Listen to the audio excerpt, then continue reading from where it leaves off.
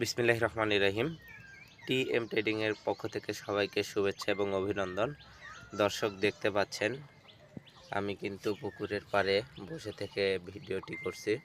এখানে দেখতে পাচ্ছেন অসংখ্য মাছ অনেক দৌড়াদৌড়ি করছে। এগুলা কিন্তু আপনার পুঁটি মাছ। তো পুকুরের অবস্থাটা দেখতে পাচ্ছেন অনেক ময়লা আবর্জনা দিয়ে ভর্তি এবং উপরে দেখেন শ্যাওলা পড়ে গেছে।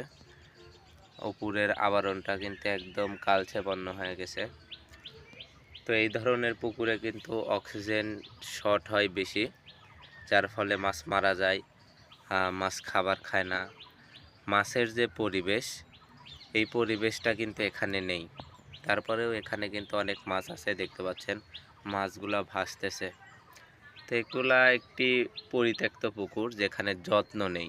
পুকুরটা কিন্তু বিশাল বড়। তো সঠিক পরিচর্যা না করলে সঠিক মাছ উৎপাদন সম্ভব না।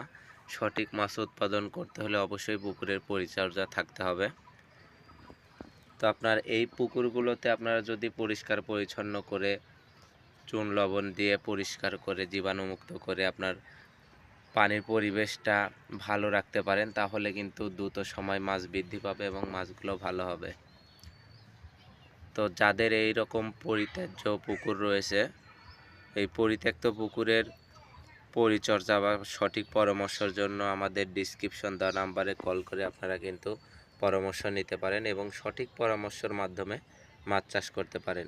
আমরা সারা বাংলাদেশে কিন্তু পুকুর চাষিদের নিয়ে কাজ করে থাকি এবং মাছ চাষের মেডিসিন, খাবার, এয়ারেটর, বিভিন্ন ধরনের যন্ত্রাংশ নিতে আমাদের ডিসক্রিপশন দেওয়া নাম্বারে কল করুন।